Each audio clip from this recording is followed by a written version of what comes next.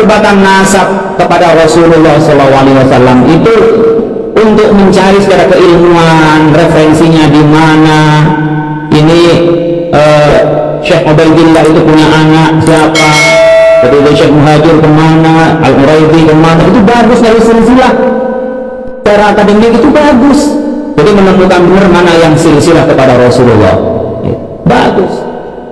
Tetapi kalau kita mencari ini hanya untuk menghantam seseorang atau untuk hanya jadi polemik, apalagi di politis, itu tidak produktif perdebatannya, ya, malah menjadi ketersinggungan, bahkan mungkin perpecahan di antara kita. Karena itu, apakah penting tak membanggakan nasab? Mencari nasab itu penting karena kita bagian dari hifdzun nasal. Ini keturunan siapa?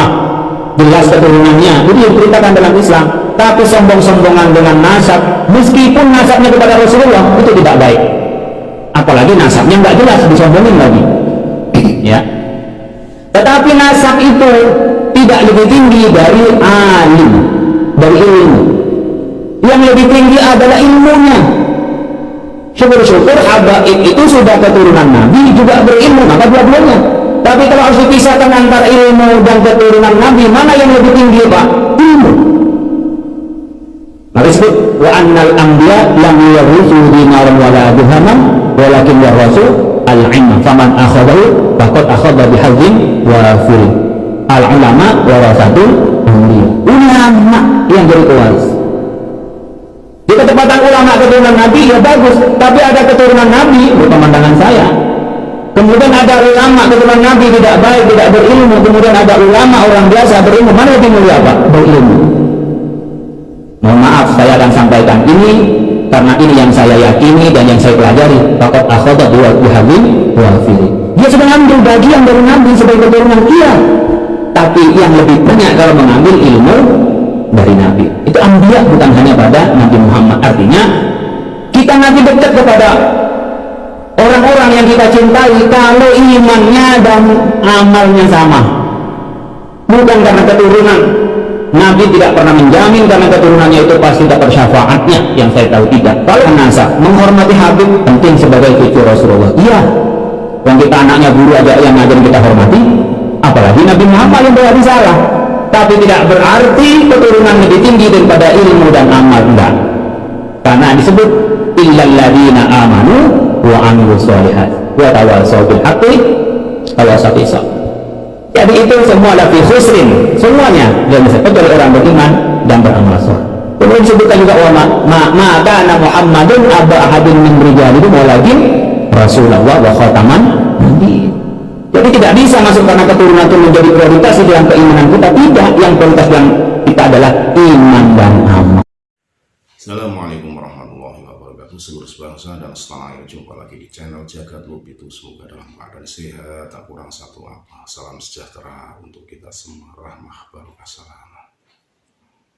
Kiai Nafis memberikan komentarnya, mengomentari terkait kekisruhan mengenai nasab Rabithah Alawiyah yang saat ini sedang dibicarakan khalayak, termasuk tesis Kiai Imaduddin Usman Al-Bantani. Sebagai pengurus MUI Pusat, Kiai Nafis menyampaikan bahwa silahkan, karena uji ilmiah kenasaban itu perlu, tapi jangan sampai uji ilmiah kenasaban ini justru nanti akan menyudutkan salah satu oknum kelompok yang didasari oleh nafsu tanpa didasari oleh ilmu dan mendengung-dengungkan nasab. Menurut Kiai Nafis tidaklah elok, karena menurut Kiai Nafis selaku pengurus MUI Pusat bahwa ilmu itu di atas nasab. Berarti kalau pendapatnya Kiai Nafis itu tetap ilmu itu di atas, keberadaan di atas nasab. Dan ada nasab, ada ilmu, ada adab. Dan adab itu tentunya di atas segalanya. Karena manakala orang berilmu tak beradab, maka hilanglah ilmu tersebut. Bukan tidak mungkin nanti timbulnya akan menjadi cemoohan orang. Karena manakala orang berilmu menyampaikan ilmunya tanpa didasari oleh adab, akan timbul pertentangan-pertentangan yang ada. Yang selama ini disampaikan oleh Kiai Imaduddin, tesis ilmiah yang harapannya akan bisa duduk bareng, ya, diadu penemuannya ilmiah bertemu dengan ilmiah. Itu yang diharapkan oleh Kiai Nafis selaku pengurus MUI. Manakala itu didasari nafsu, maka itu akan timbulnya kemaksiatan.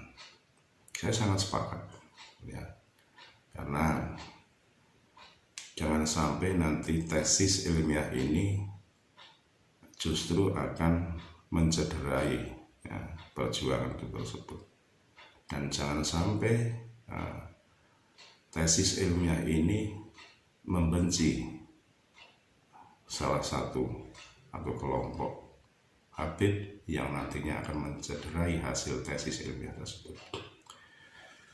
Saya kira jelas apa yang pernah saya dengar, bahwa tesis ini tidak ada unsur membenci, karena tesis ini justru akan memuliakan daripada nuriyah Rasulullah SAW. Manakala tesis ilmiah itu bisa dibuktikan bahwa Habib-habib di Indonesia itu nuriyah Rasulullah SAW, ini akan menjadikan sebuah penemuan yang luar biasa, dan yang selama ini menjadi barometer tolok ukur, ya. Manakala ada oknum Habib yang menyatakan pidatonya, ceramahnya di luar daripada ajaran Rasulullah Muhammad SAW, itu menjadi pertentangan di masyarakat Indonesia. Jadi harapannya, ya, apa yang disampaikan oleh Kiai Nafis ini menjadi sebuah tolok ukur sebagai acuan, ya, kita semua menunggu hasilnya.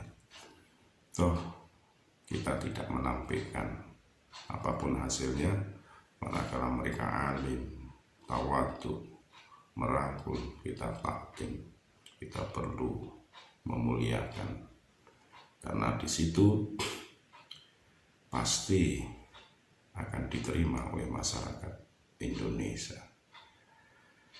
Sekali lagi mohon maaf, NKRI Agama Nusantara milik kita. Assalamualaikum warahmatullahi wabarakatuh.